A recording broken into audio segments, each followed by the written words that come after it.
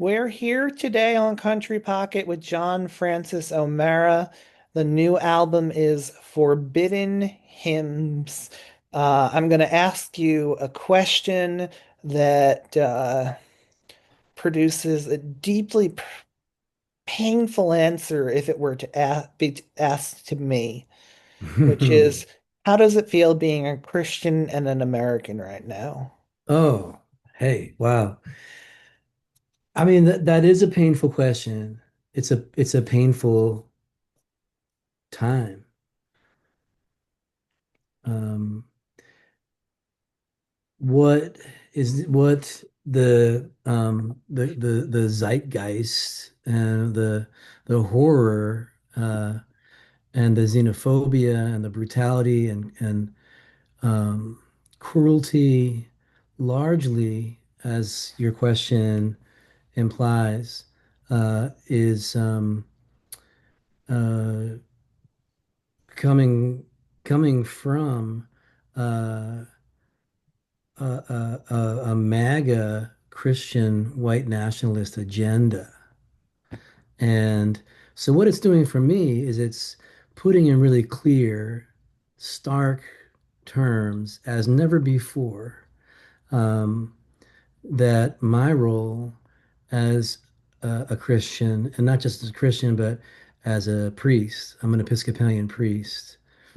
My role is to embody and um, do the things that demonstrate that there's another kind of expression of Christian faith and justice. There's another world um, full of people that are deeply troubled by what's going on and moved to action. And I'm one of those kind. Um, you know, uh, yeah, it's a good question for me right now in my life too, because up until recently, my musical presence on stage or on social media, what have you, the whole picture. Um, my priesthood and my spirituality has been um, it's been, evident, but it's also been more of a footnote than something that's central to the things that I'm thinking about, talking about musically, talking about from the stage, talking about in interviews. It's making my job as a person who believes in justice and empathy and the dignity of every human person. The things that um, Jesus and spiritual people um, have been proponents of very clearly, right? It makes my job easier in that um, you know, I'm called to not cower. I'm called to be bold. And this is a time when people like myself who have a claim of um, believing that, like the red letters that Jesus, a lot of Bibles have his words in red, this novel idea that maybe he actually meant what he said. And those of us who are of that mindset or of that curiosity, even, um, this is a time for us to be courageous and to write and speak and act and create because, every totalitarian regime, like the Trump administration, um, and all of its sort of offshoots, one of them being, white Christian nationalism. Um, they have always feared the artist, especially the artist who has convictions and is willing to live and die for them. I know that was a really long-winded answer, but um, yeah, more and more, uh, I'm not pulling any punches. Um, because I mean, I believe that a better world is possible. Um, and there's a lot of us. I'm not the only one who believes that. Christian or agnostic or Buddhist or whomever. So it's dark. It's hard. It's dark. I was just on the phone with a friend in Ireland, and he's asking me similar questions. Of course, Yeah, it's nothing new, but it seems to be escalating. is it weird to feel more spiritually aligned with atheists at this point? Like, I don't know. I haven't really thought of it that way. Well, actually, I have thought about that a good bit, more spiritually aligned with humanists, I would say. And there's a lot of humanist atheists for sure, or atheist humanists. Um, but I feel aligned with anyone who believes in the dignity of human persons and um, the protecting the vulnerable and um, being allies to marginalized people. Those are my people for sure. And um, I mean, I vibe very deeply. I resonated. I was really touched and feeling a sense of empowerment when just recently um, there's a whole host of people who hold positions of authority in um, different denominations, Christian denominations, who are just like being provocateurs against um, the brutality and the racism and the authoritarianism that we see uh, every day all over our algorithms. Um, like Bishop Miriam Buddy, this was at the about a year ago when she directly addressed Trump in the inaugural prayer service. If you recall that, I thought that was bold. that was one of And the more beautiful moments in recent American history. We've kind of been lacking for them, but yeah, there are still moments. that's right. That's right. And we just celebrated Dr. King Day here. And one of the things I admire tremendously about him, his life and his work, his legacy is that he was really good at um, including people who had a very strong civil rights or social justice or humanist um, worldview, and who may have not been people of any particular faith, and finding a way, or the commonality, right, is that there's got to be something better than what's going on right now, and um, yeah, I mean, the Christian church has been very um, suspect and guilty as charged um, for hundreds and hundreds of years for thinking that it has cornered the market on things like justice, and when in fact they've enacted the Christian church has enacted the exact opposite. Um, so I mean, let's not deceive ourselves in thinking that these are um, like the only things that really divide humanity are things like injustice and lack of empathy and warmongering, and those are the enemies. Imperialism, colonialism, um, homophobia. these are the enemies, right?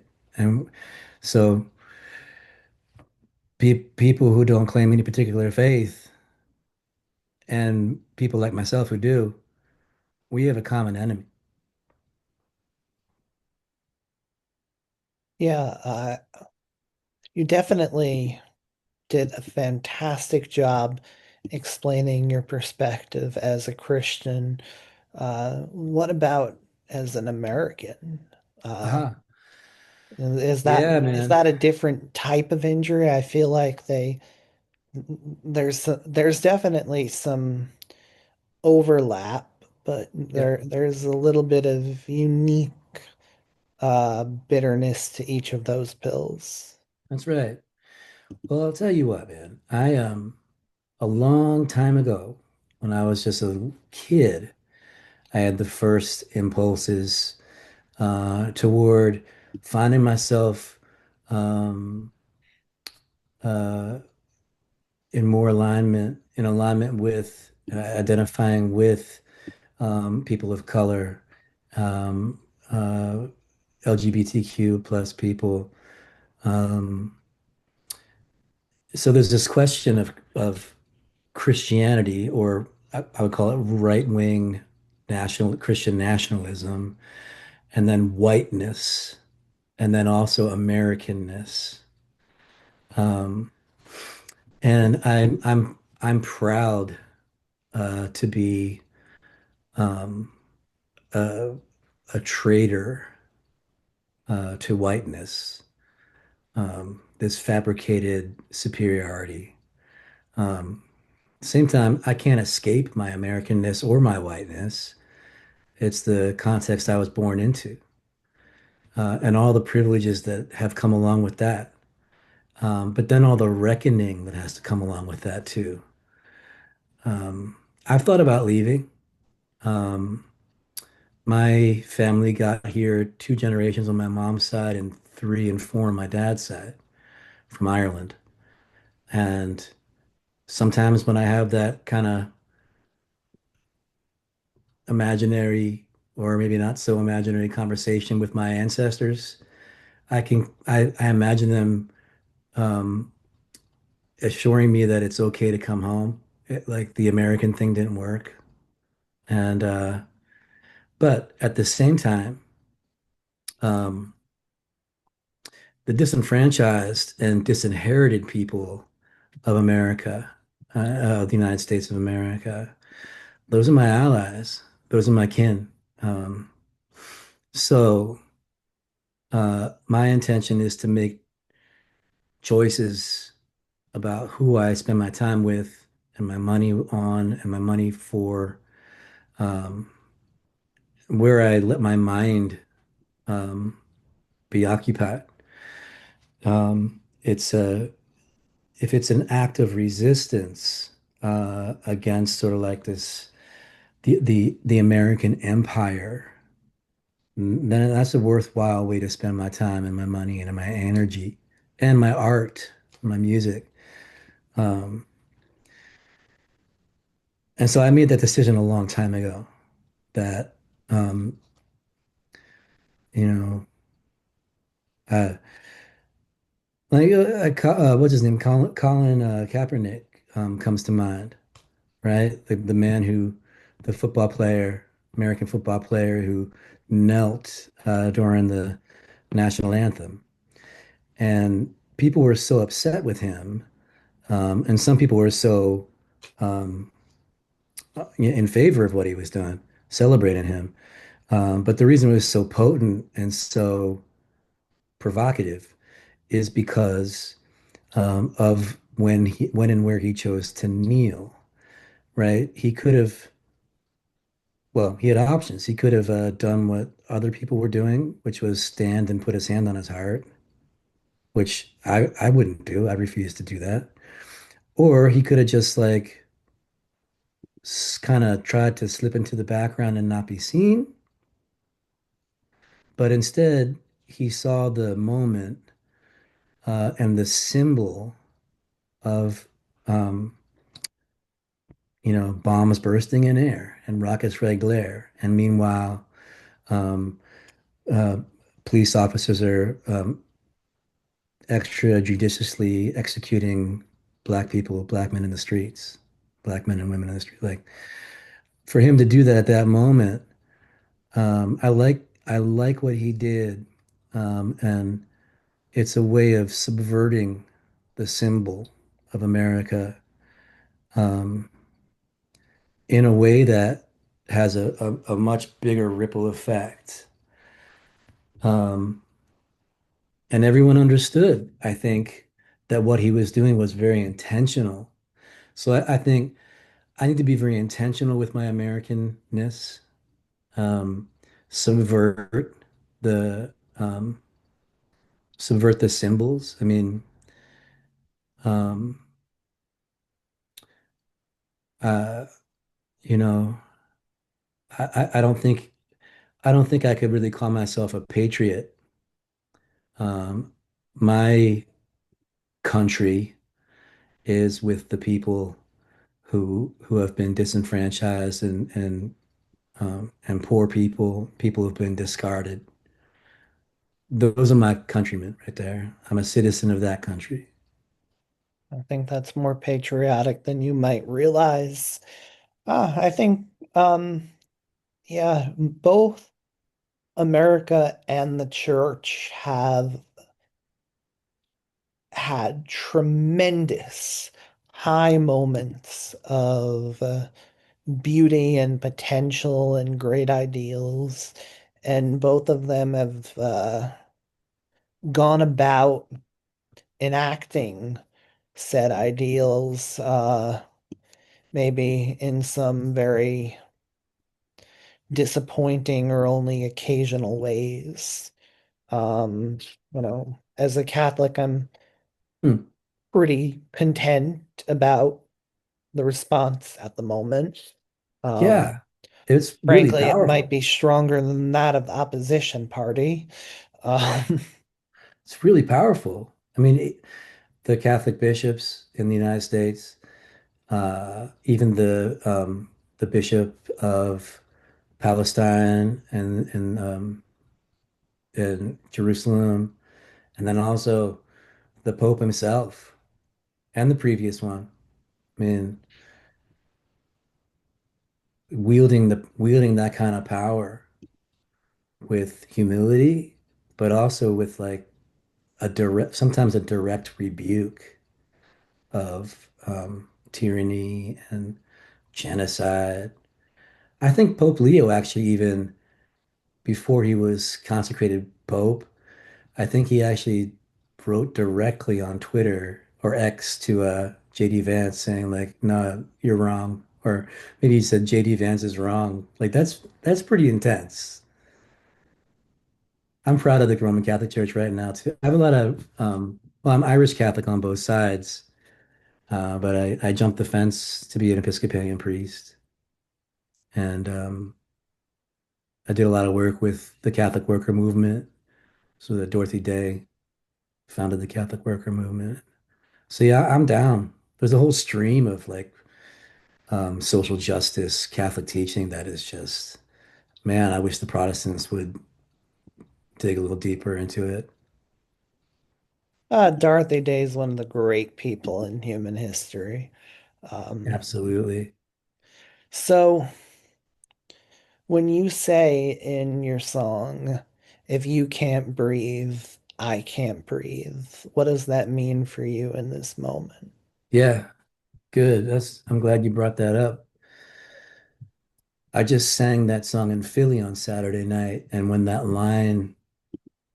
was singing that line, I it was a split second, but I was able to sit with what that means for me right now. Of course, when I wrote it, there was the murders of Michael Brown, Eric Gardner, and then a couple years later, the murder of, I mean, the neo-style lynching of George Floyd. And all of those men cried out while they were being murdered um, on video, saying, "I can't breathe." And that's when that song recorded and written. Well, yeah, I might have changed that lyric when, um, yeah, I don't really remember exactly when that lyric was written, but it was in response to things like that. It wasn't the first time that a victim of that kind of public murder um, cried out, "I can't breathe." Um, so it then became a, you know, it's a statement of even though I'm not physically on the asphalt with a net with a in a chokehold or with a boot on my neck. Um, it's an expression of, what is injurious to you, what is harming you um, directly is harming me indirectly. It's also it's also an invitation to my listener, the audience or the listener to the record, um, to take it personally. Like, take this shit personally.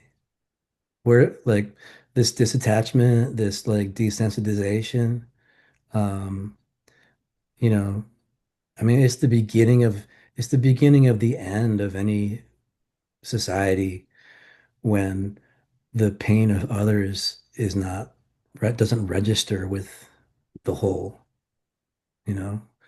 So, and it's also a statement of solidarity.